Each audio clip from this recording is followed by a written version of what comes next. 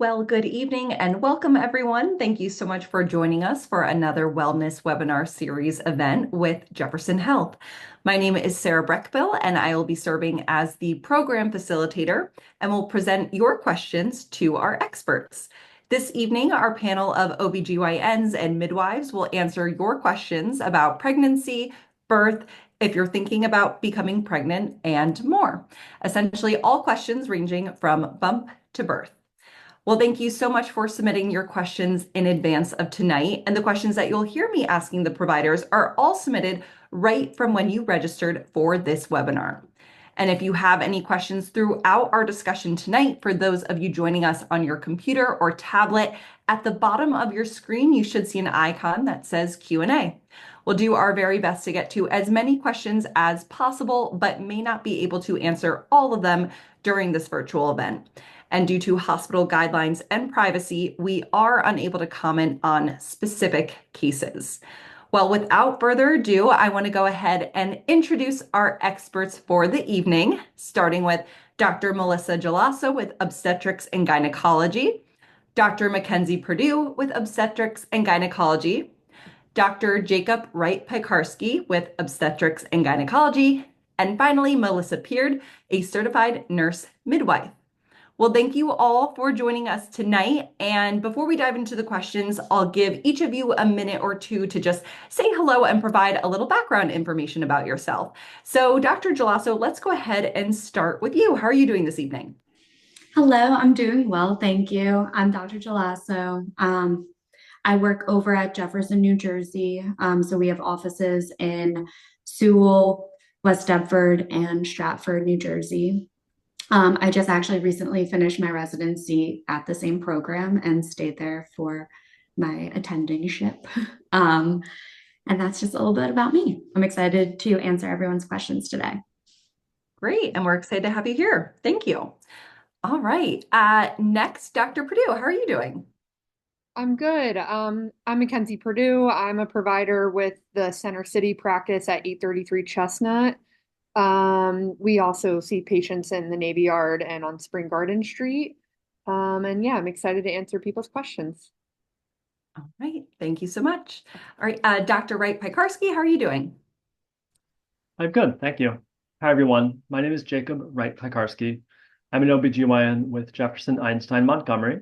We have offices in Norristown, King of Prussia, and Collegeville. And I'm excited to be back. The interesting fact about me is that I used to work at Jefferson Einstein Montgomery, moved away for a few years for family reasons, and we have such an amazing team that I decided to come back and join again. Well, we're excited to have you back. Great. Thank you so much. And last but not least, Melissa, how are you doing this evening? Hi, I'm great and happy to be here. My name is Melissa Peard. I have been with Jefferson since 2020, and I see patients in the Northeast and attend deliveries at Abington, but I'm honored to serve as the Enterprise Chief Midwife, and it's been wonderful time working here and excited to hear everyone's questions this evening. Absolutely. I know we have a lot of questions to get to, so let's go ahead and just dive right in. So question number one, Dr. Gelasso, this one is for you. After how many months of trying to get pregnant unsuccessfully should someone look for help? So typically, this is dependent on age. Fertility of women does begin to decline at age 32 and then more rapidly after age 37. So if you're 35 or older, we typically recommend after 6 months of trying to then seek some assistance. If you're younger than that, it's typically a year before you can, but well, you can seek assistance sooner, but that's when we would recommend seeking REI assistance or reproductive endocrinology and fertility assistance. And then if you're 40 or older, you can seek help right away just because of the age. Also, some people are at higher risk of going into menopause or decreasing their fertility a little bit earlier. So people who have like history of endometriosis or tubal disease, a history of chemotherapy or radiation, I think I already said that, ovarian surgery, or strong family history of menopause may need to seek help a little bit earlier. Okay. Thank you so much for walking us through that. Appreciate it. All right, let's go to the next question here. Dr. Purdue, this one's for you. When should a patient stop taking birth control if deciding to try and get pregnant? And after stopping birth control, how long should a patient wait before then trying to conceive? So this is sort of variable, but the big thing is don't stop any birth control until you're really sure you would like to be pregnant. Um, Based on the type of birth control might affect when regular ovulation could return, which might affect how quickly you get pregnant. Our IUD devices, those typically don't suppress ovulation or don't do so routinely. So people can get pregnant, meaning ability wise, very quickly, but it might still take time as well. Birth control pills might take 1 to 3 months before your cycle sort of returns, and we know you're ovulating regularly, but it can happen sooner, so you just want to be cautious there as well.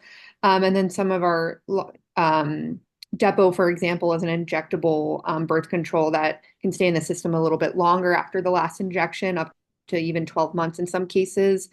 So it might be a little longer before return of ovulation. So variable on the type of birth control, but also just take home point, make sure you're completely ready. All right, thank you. All right, Dr. Wright Piekarski, this one is for you. Is there testing available for women to check their fertility and the quality of their eggs? Yeah, fertility is a really complex topic, and there are a lot of reasons why somebody may have difficulty becoming pregnant. Happily, most people or many people don't need to look into this before they become pregnant. But yes, there are tests that can be done to look into some specific causes of infertility. Tests might look at whether the eggs are being released by a woman's ovaries. They might look into the sperm that come from a man and the fallopian tubes as well. The fallopian tubes I just described as the highway over which the egg and the sperm meet. Many of these tests can be done by a regular OBGYN, a partner's doctor, a urologist, or even a fertility specialist, but really depend on the suspected causes of infertility. Okay, great. Thank you. Okay, Melissa, question for you here. When should you start taking prenatals and what are the best prenatals to take? Is there a difference between maybe over the counter and prescription? Yeah, so you can take prenatal vitamins at any point in time, and many people of childbearing age choose to use them for their regular multivitamin, which is a great idea. There is no difference between prescription really and over the counter. I'll share personally that I bought mine at Costco on sale. So that is totally appropriate. I would just recommend you know, first of all, any prenatal vitamin that you can tolerate. Some people obviously have trouble swallowing pills and prefer gummies and things like that, and all that is just fine.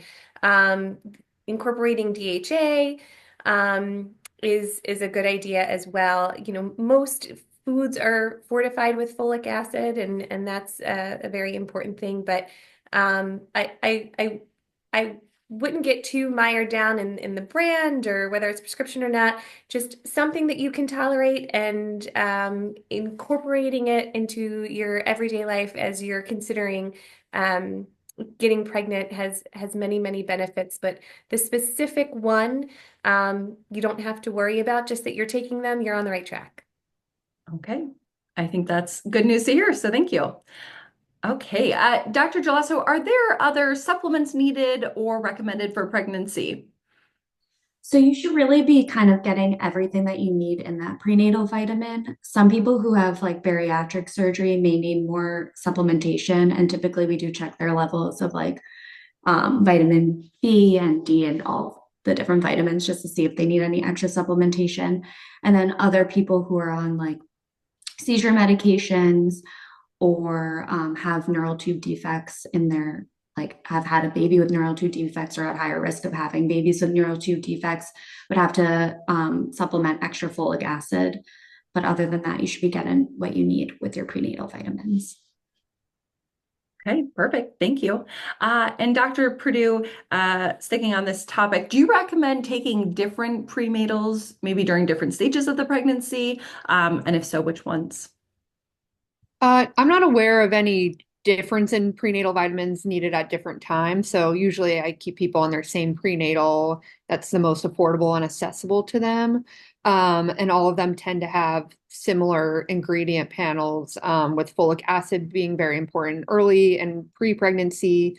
Iron's very important during pregnancy, vitamin D, and then there are some other vitamins and nutrients and minerals that just supplement our diet that help with fetal development. And those are sort of more broad and cover, you have more of those in a prenatal vitamin versus a multivitamin. So not a specific brand or changing or any change in ingredients based on your stage of pregnancy. Okay, thank you. All right, moving on here, let's talk a little bit about PCOS. So, Dr. Wright-Pekarsky, are irregular periods a symptom of PCOS? And if so, what do you recommend as a next step to manage? Irregular periods can be a symptom of polycystic ovarian syndrome, but not always. We consider several other factors when thinking about PCOS. It can include regular periods. Often people will skip 2 or 3 months or more at a time. But we also consider evidence for higher levels of testosterone, what the ovaries look like in an ultrasound, which might look for the many little cysts of polycystic ovarian syndrome. If somebody has irregular periods and they're worried that they might have PCOS, I'd recommend discussing it with their doctor or provider. And they might recommend tests to look into these things and different treatment options. If somebody does not want to get pregnant, certain management might include lifestyle changes that could affect their periods, could include medications that could regulate periods. And I like to tell people if they don't want to get pregnant, and they have PCOS, they can still get pregnant. We've all met people who thought that they couldn't. And even though it might be more difficult, people can get pregnant when they have PCOS. Okay, thank you. Melissa, what steps should a patient take if they have a confirmed diagnosis of PCOS and do want to get pregnant? Yeah, so I couldn't agree with Dr. Wright-Pekarsky anymore. For every individual, they experience PCOS in a different way. So I think it's the first thing is to know that if you do have PCOS and you're pursuing pregnancy, that you have so many options, and that first option is you could, in fact, get pregnant normally and naturally and have just a fine time. And so I think keep that in the back of your mind, but we know that everyone is a little bit different. And if you have PCOS in a way that affects your ovulation and how often you ovulate, and how often your periods are, and you know that going in, that would in your planning a pregnancy, speaking to your provider to learn about your options. I think the wonderful thing about seeking care here at Jefferson is that we have a very, very broad range of specialists that we can refer you to. And so, for every individual, they have their own individual experience with having PCOS. And it would really be to kind of discuss with your provider what your signs and symptoms of your experiences, and not to worry, because like Jacob said, you may get pregnant just fine on your own. Or if we indicate that perhaps you may have trouble, we could, give you an early referral to a specialist just so you can start to gather your information and learn what your options are. Absolutely. Okay, thank you. Dr. Gelasso, is there an increased risk of miscarriage with PCOS? And are there any other risks associated with having PCOS and being pregnant? So kind of piggybacking off of what everyone else has said is that each PCOS case is very individual and people have very different symptoms. It has been shown that there is a slight increase in miscarriage with those with PCOS, but that could be related to those who have more like insulin resistance or higher BMI and things like that. So people who have PCOS are more likely to have issues with weight or with insulin resistance, and that could cause complications in the pregnancy as well. So it kind of is an individualized case on how high risk you will be as an individual. But I guess just like in general, there is a higher risk of gestational diabetes or hypertensive disorders or things like that, preterm birth, based on kind of where you're starting with your PCOS. Okay, thank you. All right, Dr. Purdue, question for you here about age. So does your chance of getting pregnant decrease after the age of 40? Yes, the chances of pregnancy does decrease, but the ability to achieve pregnancy naturally is still there. So there's a lot of good tables about this, where we look at people ages in their 20s and 30s typically have like a 20 to 25% chance of pregnancy each month. And then at 40, that chance of pregnancy each month is lower in about the 5 to 10% range. And that's mainly because we're only born with so many eggs at birth, and over time we lose those eggs and they decline naturally with age. And so at age 40, the thought is that there's a fewer number. Those that are left could be a little less healthy, from the aging process. So might have challenges with fertilization, implantation, or genetic abnormalities that could cause a miscarriage, or just not allow the pregnancy to develop. So, it is possible. It's just that the number of eggs at that time are lower, which is what makes the chances a little lower. Okay, thank you. And to build on to that, Dr. Wright-Piekarski, what are the risks? And I know Dr. Purdue mentioned a few, but what are the risks to keep in mind with pregnancy as you get older? There can be other increased risks during pregnancy as we get older. These increased risks might include higher risks of high blood pressure, preeclampsia, diabetes, or even the need for a C-section. Although even though these risks are a little bit higher as we get older, they usually tend to go up by a small amount. And just because somebody gets pregnant when they're older doesn't mean that they're going to have these problems. There are some things that can be done to reduce these risks, and your doctors or providers might review with you tests that can be done to look for the risks, medications that can be used during pregnancy to reduce these risks. Unfortunately, age is maybe the one thing in life we have no control over whatsoever, but we can control factors that can reduce these risks. That might include making sure that any medical conditions you have are under good control, either before you become pregnant or during pregnancy. And then making sure that we have good habits that can lead to the healthiest pregnancy. These include things like a healthy diet, healthy weight, exercise, which is something that everybody should be doing. Absolutely. Okay, thank you. Okay, Melissa, talking here a little bit about fibroids. So is it more difficult to get pregnant with fibroids, and are there risks associated with having fibroids and being pregnant? Sure. So, not dissimilar to PCOS, every individual's experience with fibroids is really very different. You can, be someone who learns through your first pregnancy ultrasound that you have a fibroid and it hasn't affected your periods and it hasn't affected your life in any way, and it won't affect your pregnancy. So, everything is kind of on a continuum, and fibroids may not affect your pregnancy in any way, and you may not even have known that you had it. There is a potential that fibroids that may go into the cavity may increase your risk of miscarriage, may increase your risk of your baby not being head down when it comes time to deliver.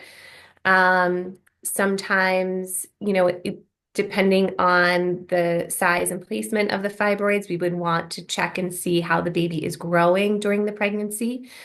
Based on where the fibroid is, we may be concerned about the baby's ability to descend into the birth canal during the birthing process, or it may be in a position that could potentially have a increased surgical risk if a cesarean section is necessary. I think the big take-home point to all of those things is that based on your examination, we, at any Jefferson location are able to provide you with the right team and people to help you through that process, and help you plan a safe birth, and to walk you through the tests during the pregnancy that we would need to do to make sure baby was growing well, to make sure that the fibroid was not affecting the pregnancy in any way. But if you did have fibroids that may be what we call obstructing the birth canal, or maybe posing a increased surgical risk if cesarean section was necessary, that you would be in good hands, and we have excellent surgical teams, and including if we needed to bring in GYN oncology to keep you safe and plan for a safe delivery. Okay. Thank you so much. All right. Dr. Gelasso, turning to you for a minute, how else can you prepare for pregnancy if you have diabetes? So if you have what we call like pre-pregnancy diabetes, it's super important to work on good glucose control prior to getting pregnant.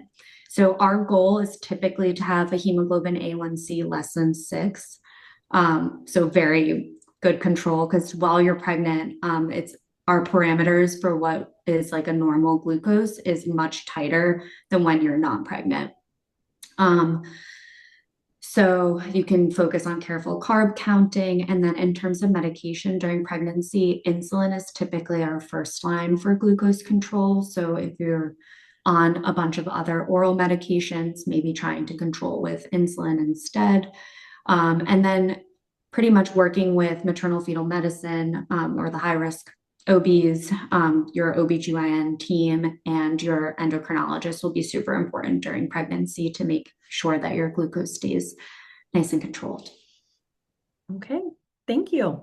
All right. Before we move on to the next question, just a quick reminder, if any questions pop up for you during our discussion, feel free to drop them in the chat, and we will be getting to live questions in just a minute or two. But for now, Dr. Purdue, want to turn to you. I know this was mentioned a little bit earlier, but can you share some maybe exercise tips to help prepare for pregnancy? Yeah, so big thing is it's great to get into a exercise routine or habit even before pregnancy, well before even. It will, improve your overall health, which will help with achieving pregnancy. Could help make sure you're in the ideal weight range for your body type, and can lower stress, which is all beneficial when trying to conceive. There's no like single right type of exercise. I think anything you enjoy to do is best so that you can stick with it. But I do think at a minimum, people should incorporate a walking routine and try to get, close to that CDC recommendation for 10,000 steps a day, which is quite a bit and hard to achieve, but is a great goal for most people, and will help build cardiovascular health, which is super important during pregnancy, especially during the birthing process. So I think, any exercise that you enjoy is great. Something that you can continue through pregnancy, which is most forms of exercise. And then at minimum, just including walking into your daily routine will do a lot. All right. So just getting those steps in. Good to know. Thank you. All right. Dr. Wright-Piekarski, what are some of the most important things to be mindful of during the first trimester?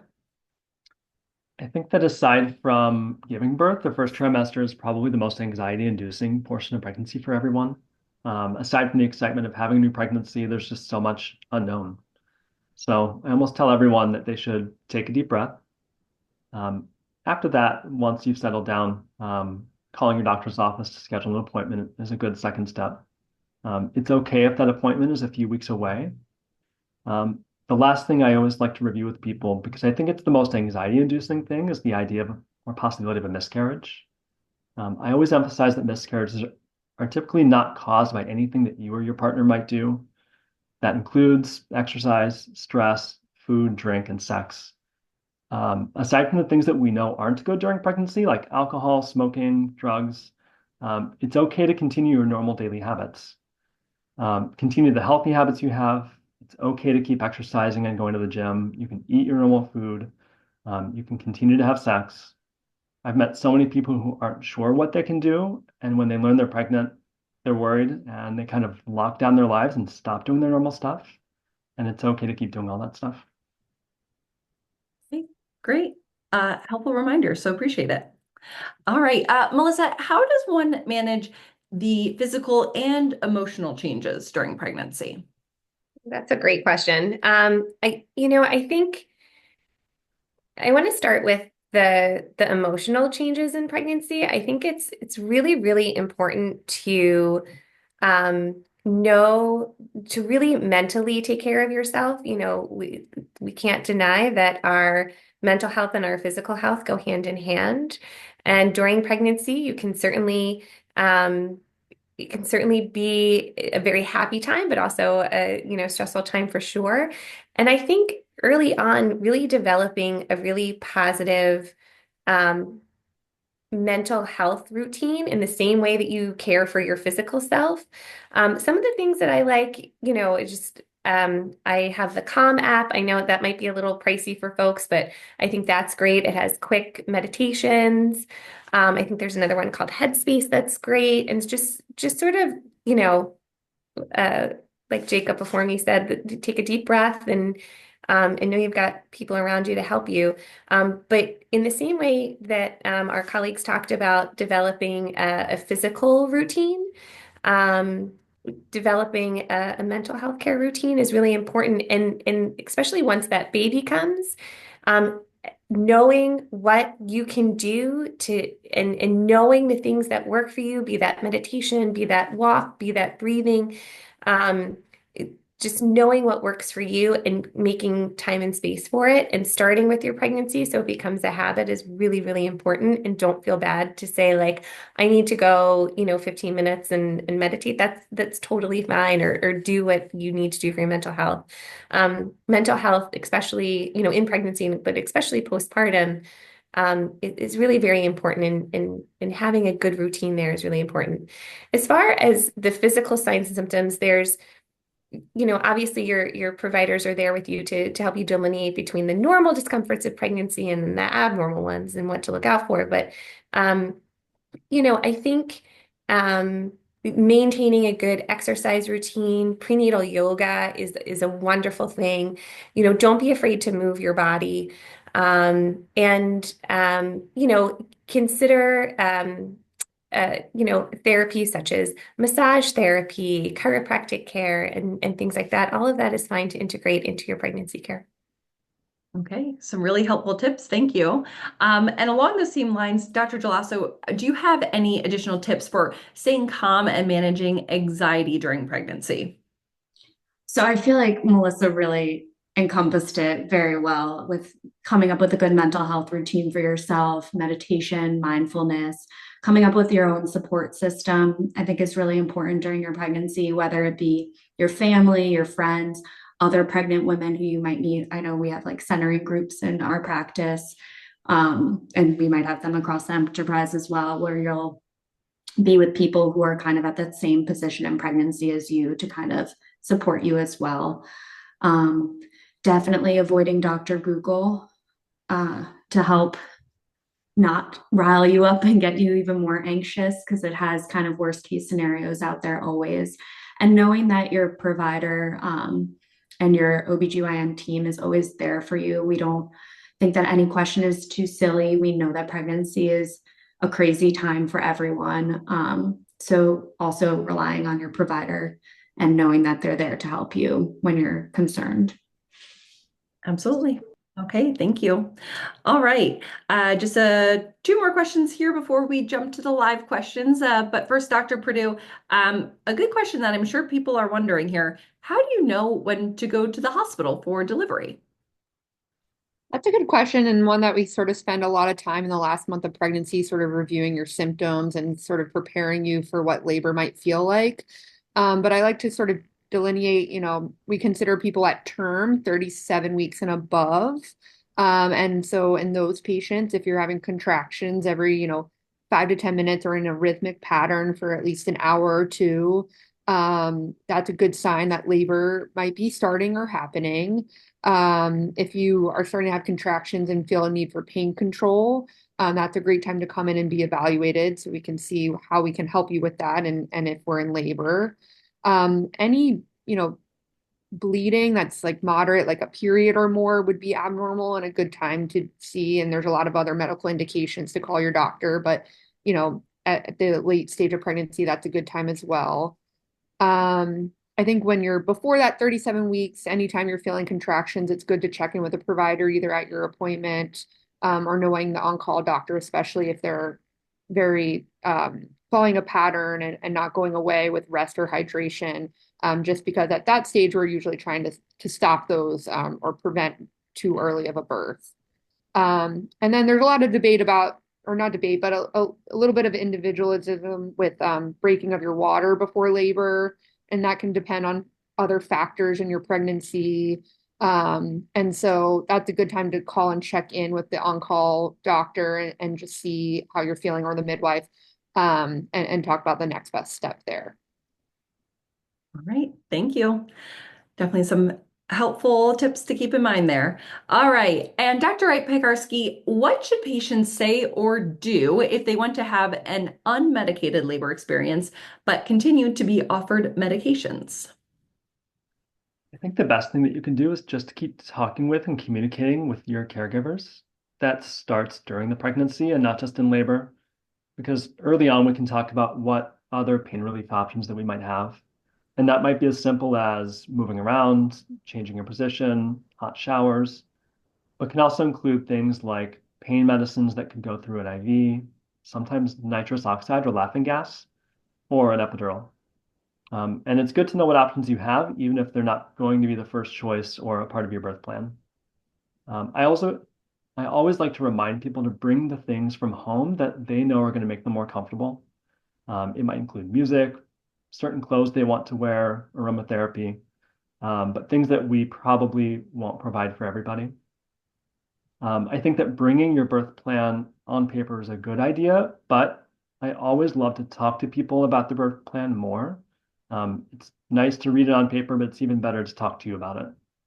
And at the hospital, the nurses, the midwives, the doctors really will continue to check on you throughout the labor process and how you're doing. Depending on your preferences, we might remind you what options we have at certain stages in labor. There might be certain situations where we recommend certain pain relief options, sometimes to help you rest or even to let labor progress if it's not. And even if an epidural or other medicine is not a part of your birth plan, I always like to say, just let us know if you want more information about it, or if and when you decide you think you're ready for one. All right, well, thank you. Some really helpful information here, and I know we're just about to dive into our live questions. So let's get to it. Thank you to the audience. I know that you've been submitting a ton of great questions, so I will go ahead and read off the first one. Whoever wants to chime in, feel free. This is definitely a conversation. So with that said, I will go ahead and kick us off. So first question here from the audience. Can you talk about taking medication to manage nausea? Is taking medication such as Zofran during the first and second trimester safe? So whoever wants to chime in, feel free. I'll chime in first. Nausea can really suck in pregnancy, to be blunt. And it's usually worst in the first trimester. And luckily for a lot of people, it gets better the further you get into pregnancy, even though some people still have nausea throughout the pregnancy. There are a lot of medicines and non-medicines that people can use for nausea. It might be as simple as avoiding or using certain foods or drinks. Most of us hear about and sometimes even use ginger things. And when it comes to medications, there are medications that we'd like to start with that we know are very, very safe during pregnancy. And the most common ones we talk about are doxylamine, vitamin B6, or a prescription medicine called Diclegis. But there are many, many other options as well. Essentially, if a prescription is required, your provider will talk with you about expectations, side effects, risks, if there are any, even though typically those risks are low. Right, thank you.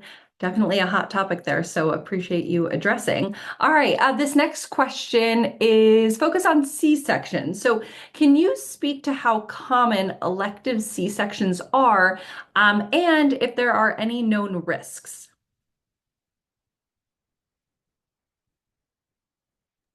I can talk about that a little bit. I'm assuming this is talking about a elective C-section for first-time mom, because that conversation changes when someone's had a prior C-section.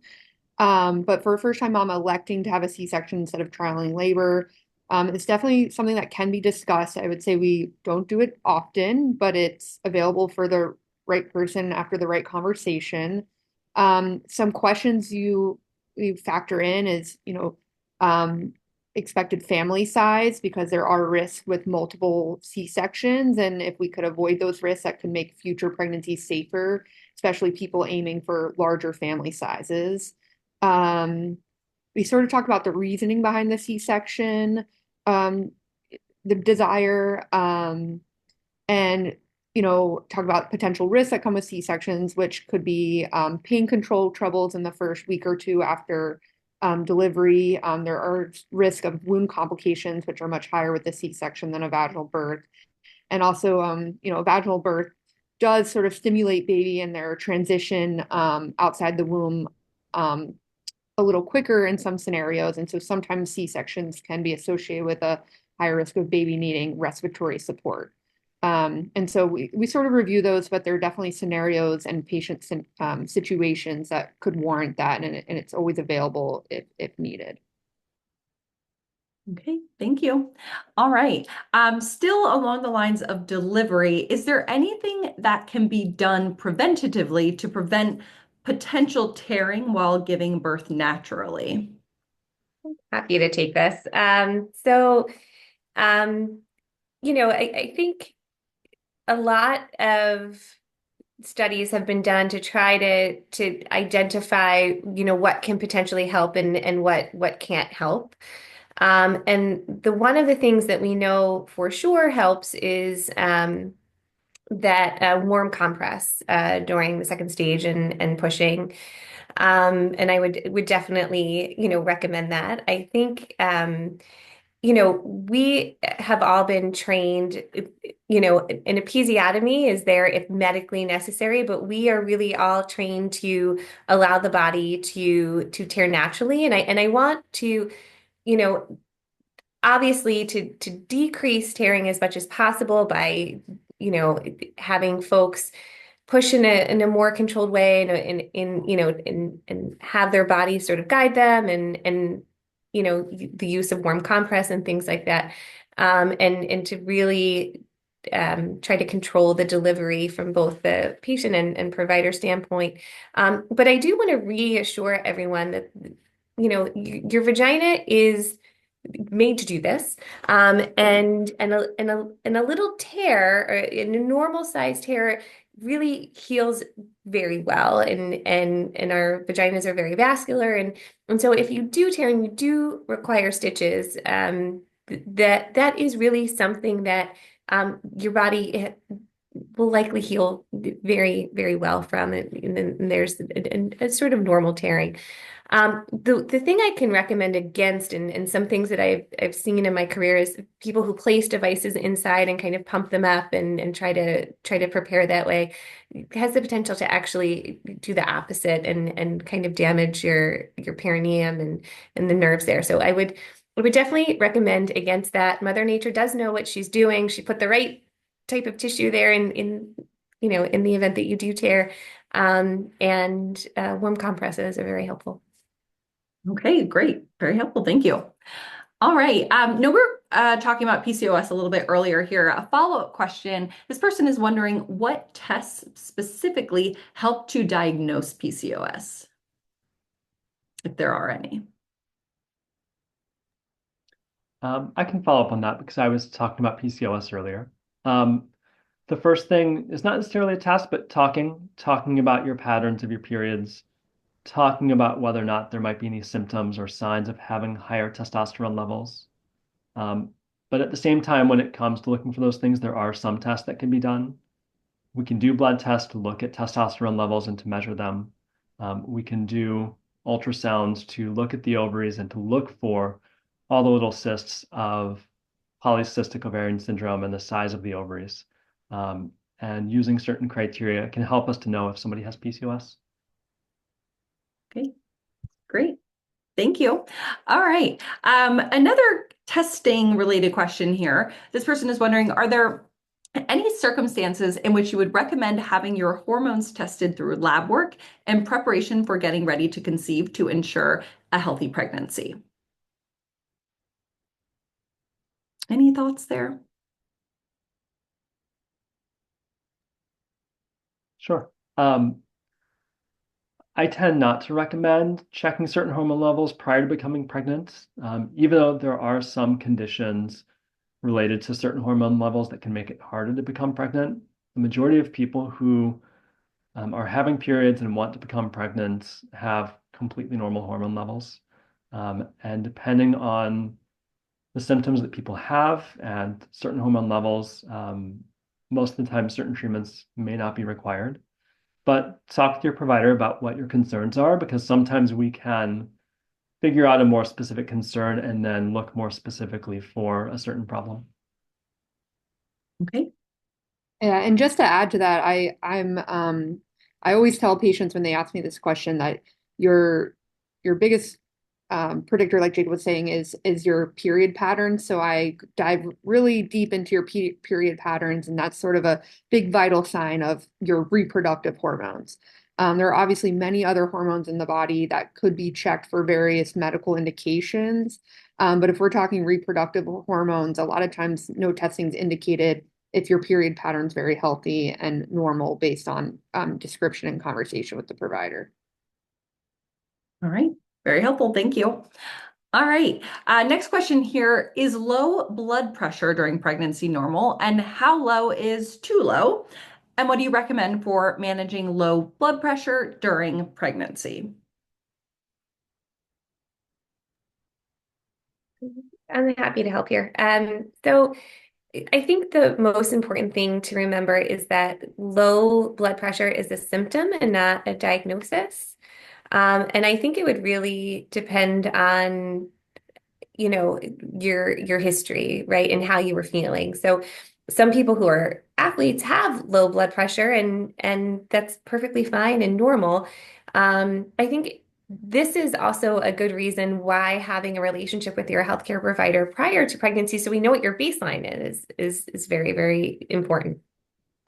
However, if your blood pressure was low and you were feeling dizzy or lightheaded, or it was indicative of bleeding, or something else going on, we would want to find the underlying cause of the low blood pressure and treat the underlying cause as opposed to treating the low blood pressure. So if you are not if you just have, low blood pressure and it's your baseline, and you're feeling fine, and we know that that's where you live and how your body lives, and it may not be a concern at all, but low blood pressure is usually a symptom and not a diagnosis in and of itself, and especially if you're not feeling well, would require us to look more deeply into what was going on.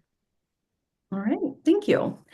Okay, this next question, Melissa, I actually might direct to you again, just because I know you had mentioned prenatals. So this person is wondering, should prenatals be taken every day or is it every other day? Well, in a perfect world, you should try to take them every day. But it's hard to take anything every day. I would recommend, put them next to your toothbrush, or the first thing I do in the morning is, make my coffee. So put them next to I had mine next to my coffee pot. Tie them to something that you're going to do, or, that you're going to see them and kind of trigger yourself. But you should try to take them every day. But if you miss a day here or there, you don't sweat it. Okay, thank you. All right. This is a good question here. What should be first steps after a positive at-home pregnancy test?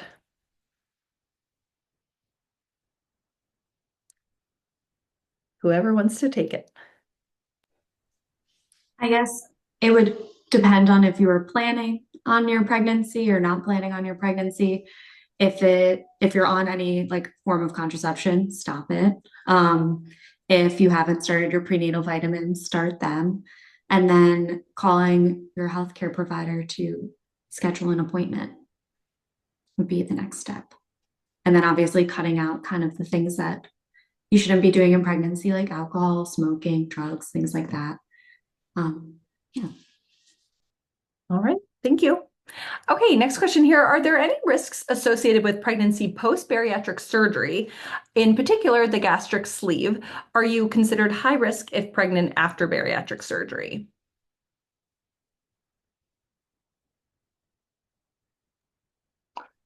I'll answer.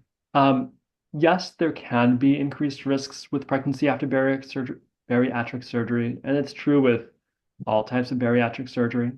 Earlier in the Q&A session, we briefly mentioned the possibility of some vitamin or nutrient deficiencies based on the type of procedure that was done. And so speaking with your healthcare providers, both in OB/GYN, but also the gastrointestinal specialist or surgeon who might have done your procedure about your plans to become pregnant is really important. So is timing your pregnancy after your surgery. And speaking with your providers again about the best timing is really important too. The most common risks that we think about aside from those nutrient deficiencies might be a baby that is growing too little or too much. But most of the time, if people are healthy, have a good diet, they're getting the vitamins and nutrients they need, that risk is relatively low. And after surgery with weight loss can sometimes lead to an even healthier pregnancy. Okay, thank you. All right, next question here is interesting. How does stress impact the ability to get pregnant? Something we didn't touch on as much. I think I briefly brought this up, but it's not usually stress alone, even though, really, really high levels of stress can alter our period cycles and even suppress ovulation. And that goes back to that hormone level things. Is that it's not that it really impacts it can have an impact on the hormone levels, but that's not what we would test. It could impact your period cycles and how often you're cycling. And so if you're not cycling regularly, that's going to be less opportunities for pregnancy. And then just circling back to Melissa's points about mental health, being super stressed going into pregnancy, pregnancy usually adds more to that, just with, it's just a stressful experience, even when it's going perfectly, preparing for a new child in your life. So trying to minimize that beforehand will help with mental health and any anxiety, depression revolving around the pregnancy, and hopefully mitigate any issues postpartum as things rapidly change once again. Okay, thank you. All right. Dr. Wright-Piekarski, I will ask you this next question, as I know you're speaking to it earlier. Can you speak just a bit more about alternative pain management medications that may be available during labor and delivery, maybe other than an epidural? Of course. Most people know about an epidural, but when thinking about medication specifically, sometimes very early in labor, we can use medications that might go through an IV to relieve pain. Sometimes that can make you sleepy too, and sometimes it's a great thing if you need some extra rest. And these medications usually wear off before baby's born. One of the things that I'm really excited that we have at Jefferson Einstein Montgomery that's not everywhere is nitrous oxide or laughing gas. You breathe it in through a mask, just like at the dentist. It works really fast. It wears off really fast. And even though it's not for everybody, sometimes it can be really nice and get people over certain humps in labor. Okay, thank you. All right, question here about fibroids. Can fibroids grow during pregnancy?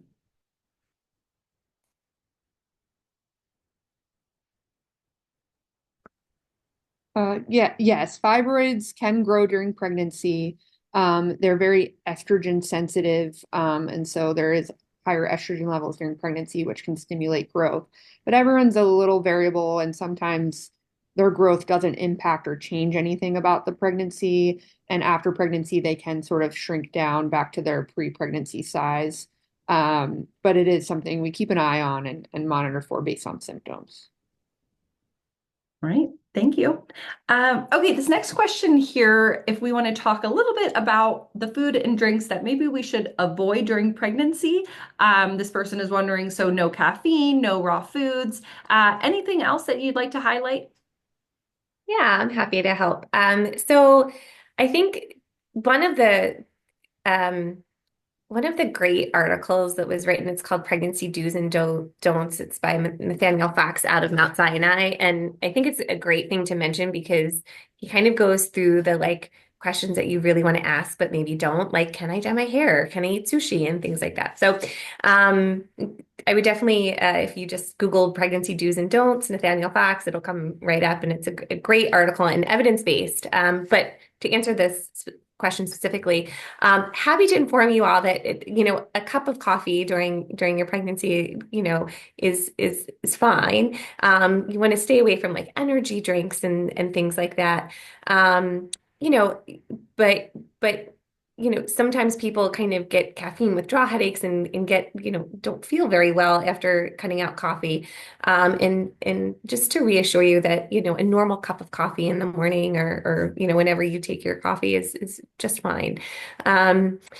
You want to stay away from foods high in mercury, like king mackerel and swordfish. That's usually pretty easy for folks to do. Tuna steak, you want to kind of stay away from. If you really have a hankering for a tuna salad sandwich once every now and again, it's just fine. I think one of the most important things to think about, and maybe what folks have heard in the news, is listeria outbreaks. You want to kind of be very mindful of that in pregnancy. Listeriosis can affect a pregnancy, and so if you are pregnant and you see a recall or things like that, be very mindful. But make sure your food is all really well cooked and washed. You want to stay away from like cured meats and things like that. And so, but just kind of keep your ears open if you hear a listeria outbreak or something in the news. You really want to kind of stay away from that. But I think it was Jacob that was saying that you don't have to put your life on lockdown. There's, king mackerel is not a usual part of everyone's diet, so yeah, you're probably doing just fine at baseline. Okay, great. And this next question is actually a good segue. I know you mentioned the helpful article for people to maybe look into. Are there any other resources that you would recommend for more information around pregnancy? I'll give you mine, but I think that we all have slightly different answers. One website I discovered in the last couple of years, which is very informative, very well researched, and easy to access, is a website called mother2baby.org. It's put together by healthcare professionals, has some very thoughtful fact sheets on everything from medical conditions such as asthma, among others, like PCOS, to medications you can't use, what to expect. And I found it really, really helpful. Great. Thank you. I think that's great for the audience to know. Okay, next question here. Should you do genetic testing with your partner prior to trying to get pregnant?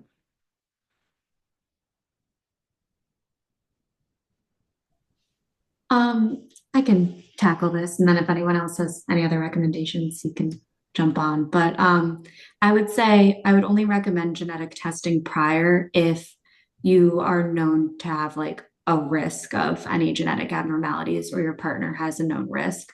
Just to know if you know you're a carrier of something, having your partner tested prior to pregnancy would be a good idea. But other than that, typically we'll test you during pregnancy for kind of the more high risk ones. Great. Yeah. Yep. I'll add that if you're thinking about getting pregnant, then seeing your healthcare provider for what we call a preconception visit, or just to talk about getting pregnant, is always a really great thing to do, because not only can we go ahead and get done almost all of the laboratory testing we do when somebody gets pregnant, but then we can have a bigger talk about your ancestry, your partner's ancestry, and whether or not we need to consider any of those tests. All right, thank you. Okay, good question here for the group. What are the differences between the roles of midwives and OBs? So which appointments can or should we schedule with each? Does everyone have midwives at their birth at Jefferson, or does it need to be requested or arranged? Yeah, I'm happy to take that and then obviously jump in. I think one of the things that I really love about working here at Jefferson is throughout all of our 5 hospitals that care for birthing families, midwifery is available in some different capacities. Some sites do have 24/7 midwifery available on labor and delivery, and some sites have close to, but maybe not, completely 24/7. I think it's important to point out that physicians and midwives and maternal fetal medicine, along with many other specialties, we all work together as a team, and we really have a collaborative care model. So, um, I, patients can absolutely request to have a midwife at their delivery. And we will do our very, very best to, if there is a midwife on staff that day, and midwives are also available prenatally in the office. Keep in mind that midwives are a member of your healthcare team and are often confused with doulas, which are very different. So midwives are a member of your healthcare team. We have a master's degree, we can, or sometimes even higher. We can diagnose and treat and, deliver your baby. A doula is someone that you choose for emotional and physical support and maybe guidance and help and are worth their weight in gold in this process, but are actually someone that you choose to incorporate, but do not have a medical or nursing background. So I think that's kind of an important delineation. And because midwives are advanced practice providers, we have a very specific scope of practice, meaning, certain folks may have higher risk pregnancies and may risk out of midwifery care. But because we have the collaborative model that we do, we often are able to, even if you've risked out of midwifery care but want a midwifery point of view, I've often been asked to come to a room to kind of talk to a family together with many specialties. So you can, I would advise that at your office, midwives are available at all 5 birthing facilities, and you can absolutely schedule your prenatal visits with us. I recommend that you meet as many people on the team as you can, knowing that anywhere that you choose within the Jefferson system will have a collaborative approach to your care, and we really can take you from the lowest possible risk to the highest possible risk birth in the same room with the same team, and that's our strength. Thank you so much. And if anyone wants to add anything, but Melissa, I think you definitely covered it. I'll just add that I think that the midwives I work with at Jefferson Einstein Montgomery are some of the most amazing people I've ever worked with. Um, and I'm really happy to work with them. That's great. Thank you so much for sharing. Yeah, and I just want to emphasize the team aspect, and that even though it feels like either a doctor or a midwife's taking care of you, really usually the whole team's taking care of you, and who you see more face to face might depend on your other risk factors, how, the other patients on the floor, how the team is dividing and conquering to take care of everyone to the fullest capacity as possible. And so a lot of times these team dynamics are fluid, and someone might take care of you throughout, and then things could change. And we always make sure you're aware of any changes in your team members or who would be a part of your birth. And so sometimes those things are hard to predict, but you will always be aware ahead of time who will be a part of your birth team and why. Okay. Thank you all.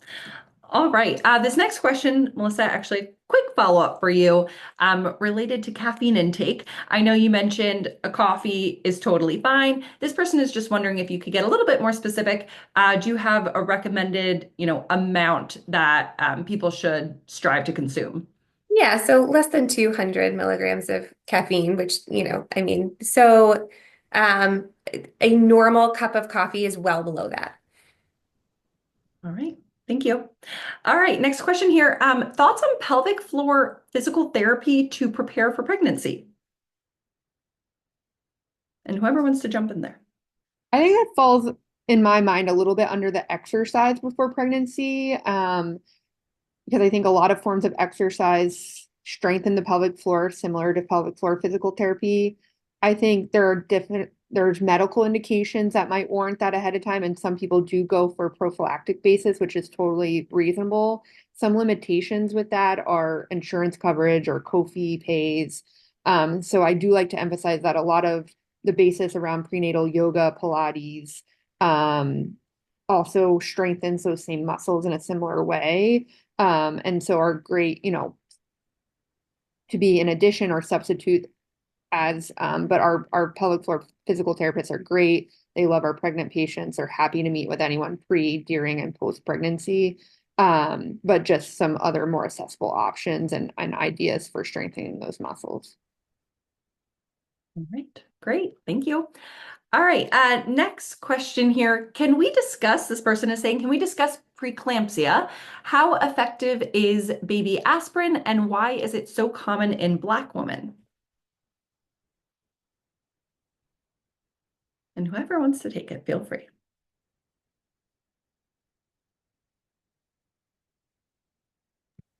Let's start talking about it. Baby aspirin is one of the medications that we might recommend to certain people to reduce their risk of preeclampsia. People who have certain risk factors for preeclampsia suggest that they may be at a higher risk of that happening during pregnancy. This includes everything from knowing that they've had preeclampsia in a past pregnancy, having multiple pregnancy like twins, triplets, etc., a history of high blood pressure, and other medical conditions, but also some really intangible risk factors as well that we know from research, but haven't really determined exactly why they're associated with preeclampsia. It includes everything from it being your first baby, being overweight, a family history of preeclampsia, or certain socioeconomic characteristics and race even. I'll admit right now, we don't exactly know why preeclampsia is so much more prevalent in Black women, but it's important to be aware of because there are some things like aspirin that can be used to help reduce that risk. All right, thank you. Okay, question here about cholesterol. How to manage high cholesterol during pregnancy if you have it prior to pregnancy?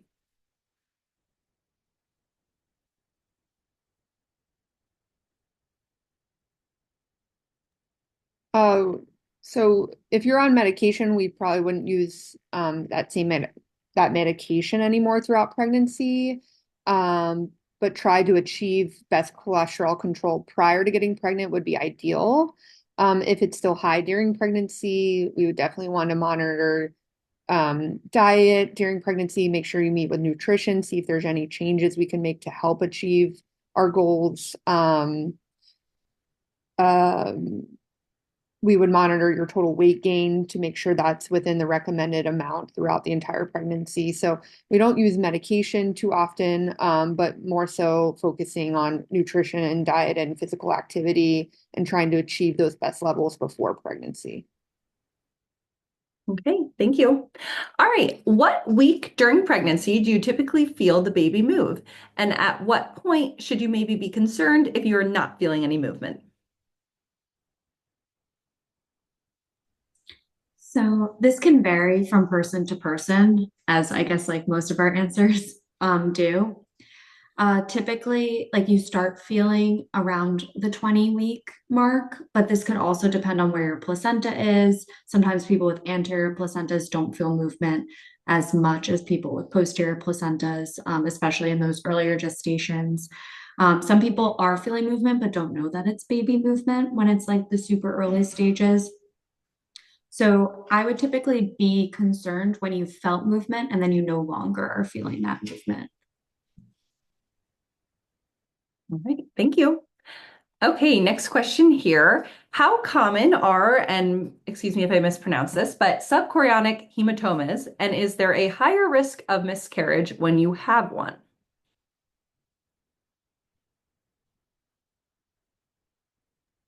I probably can't give you a number on how common they are, but I would say we see them several times a year, of course. And the risk related to miscarriage can relate to the size of the subchorionic hematoma, where the larger that hematoma is, the higher the risk of miscarriage could be. And it also sort of depends at what stage of how pregnant you are at the time of detection. And but with that being said, I think this is very variable and something we monitor very closely. But it sort of relates to your gestational age and the size and the symptoms at the time of presentation. Okay, great. Thank you. All right. And we're just going to answer a few more live questions here. Thank you all for submitting such great questions. So we'll go through a few more just to make sure we can get through it all. So talking a little bit here about irregular periods. If your period is irregular month after month, how would you recommend testing if you are ovulating or not?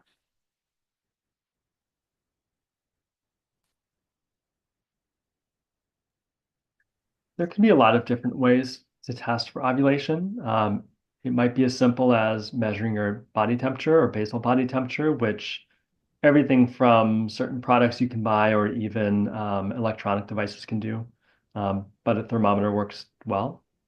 There are certain ovulation predictor kits that are sold, and they're a lot like pregnancy tests where you pee on a stick and it looks for a certain hormone level at a certain time of the month. Those can be, I think, frustrating for some people because they're not always reliable, or they can be really difficult to interpret sometimes. And so speaking with your healthcare provider about your concern and whether or not other more specific tests should be done with your healthcare provider, I think is really important sometimes.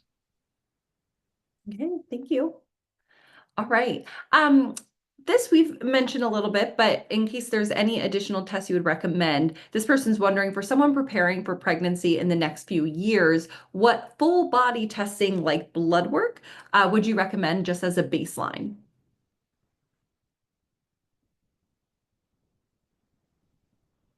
Might be a broad question, but I I typically recommend making sure that you're up to date on all of the routine testing and healthcare issues that your primary doctor or care provider might look for at an annual checkup visit. That might be as simple as making sure your pap smear is up to date, a mammogram if you're due for one, um, maybe checking your cholesterol, but it really depends on your medical history, your age, and what concerns you or your healthcare provider might have. But for the most part, it really is the routine, normal things that your primary care provider might do at an annual checkup. okay, thank you. All right, and a quick question here too, just going back to our previous question about periods. This person is wondering if having longer or shorter period lengths have any indication of fertility.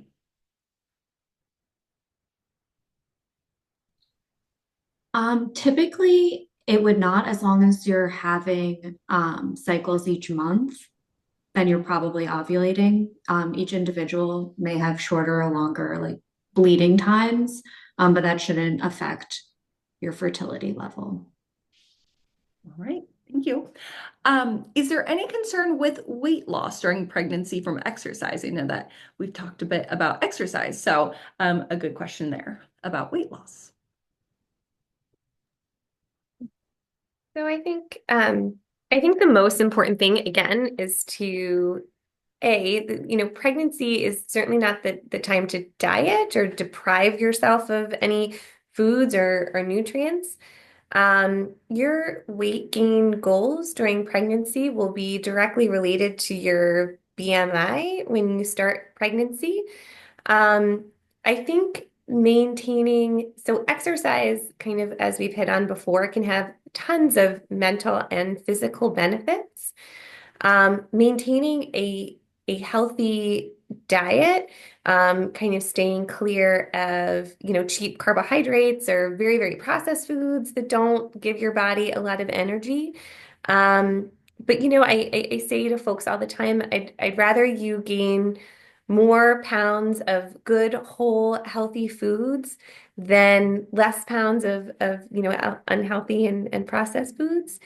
And just remember, this is not the time to be in calorie deficit, but certainly be focused on eating food to fuel your body. Your body's doing a big job, and it's growing a whole brain and a whole person, and to treat it well. I always like to add on that the amount of weight that you gain during pregnancy will also vary at different times during pregnancy. Early on in pregnancy, and even halfway through pregnancy, you don't need to gain that much weight, which is a concern a lot of patients have, is that they're not gaining enough weight. And so you really don't need to gain that much at first. You might be eating for two, but you don't need to eat double. And for certain people who might be overweight, weight loss can be healthy during pregnancy. One of my favorite things to say is that your baby is selfish and they're going to take what they want from you, and there's almost nothing you can do about it. That is a helpful way to look at it. All right. Thank you. Okay, I think our last question here, unless we have any others come through the chat, before I turn to a final question that I have just to wrap up the evening.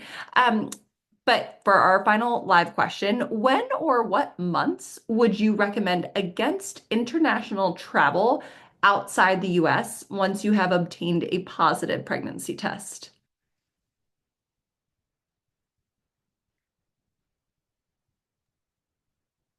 I think that can vary on where you're going, but generally, like most airlines won't allow you to fly the last month of pregnancy. So that's at a 36-week mark. And then if you have other high-risk conditions or risk factors for an earlier birth, that might shift. But if we're worried about like infectious illnesses, I think that will have to be like individualized based on where you would be traveling, and sort of any outbreaks or issues that are prevalent at that time. So it's always a good conversation to have early on, just to make sure you don't need any specific vaccines or extra protection or considerations before your travel. Okay. All right. Well, thank you. And thank you for answering the last live question there. So to wrap up the evening, I just have one final question for all of you. And that is, what are your goals for everyone listening in on this webinar? What do you want to make sure that our viewers take away from tonight? So Dr. Gelasso, I will go ahead and start with you. Well, I hope you leave here feeling like you learned something new or that you had your questions answered. And I just want you to take away that everyone on your OB care team is here for you, throughout, before pregnancy, during pregnancy, after pregnancy. There's always someone to go to ask questions. And I just hope you, by seeing us and having us answer your questions, like know that that's true, and that you feel more comfortable going to your provider in the future now that you've had this webinar. Thank you so much. All right. Dr. Purdue, any closing remarks? I just want everyone to take home that everyone's care can be a little different, individualized. So it is hard to sort of give broad recommendations for everyone. But a big take-home point is achieving a really healthy lifestyle, a healthy weight for your body size, a healthy routine for exercise for both physical and mental benefits will help achieve pregnancy and maintain a healthy pregnancy for most people. And touching base with your doctor whenever you're interested in pregnancy will help you be in the best situation you can to be the healthiest you can at the time of conception. All right, thank you. And Dr. Wright Piekarski. I think that the theme of the night that I want everyone to take away from this is that there are so many different questions that could be asked and answered different ways. So keep asking questions before, during, after pregnancy. ask them, even if you've asked them before, because sometimes you might get a different answer from a different person. So that's all. All right. And last but not least, Melissa, any closing remarks? I agree with my colleagues wholeheartedly. If the voice inside your head is talking, something doesn't seem quite right, speak up, ask, and knowledge is empowering. I think, we hit on this a little bit, we can get lots of knowledge from lots of different places. But your care team is really the one there to tailor your answers to your situation as best as possible. And I think, just to hit on what we all endorsed, we have midwives and doctors and MFM and OBGYNs, and we have nurses and a wonderful, wonderful care team of people who all truly enjoy working with one another. And no matter what can happen in your pregnancy, we have a team of folks that can care for you specifically and enjoy working together to do that and are truly here to care for you. Absolutely. Well, thank you. That was a wonderful closing for this evening. So thank you again, Dr. Gelasso, Dr. Perdue, Dr. Wright-Piekarski, and Melissa for your time this evening. Such great information was shared. I know I learned a ton, so I appreciate it. And thank you all for attending and submitting such great questions. We will be posting an event survey so you can let us know your thoughts, any other specialties you would like to hear from. If you would like someone to contact you directly to schedule an appointment with a Jefferson Health provider, please go ahead and fill out the last question in the event survey. Be sure to visit jeffersonhealth.org to make an appointment and stay up to date on upcoming events and webinars. You can also visit jeffersonhealth.org/livingwell for more health content, patient stories, research, and innovation. Be sure to visit the Jefferson Health YouTube page to view more wellness webinar series events. We have various topics from back pain to robotic surgery to hearing loss, men's and women's health topics, and previous bump to birth webinars. A recording of this event will also be sent to you so you can rewatch at your convenience. If there is anything anyone here at Jefferson can do for you, please be sure to reach out to us. Thank you once again for joining, and please be sure to stay safe and healthy. Thanks so much and have a great night.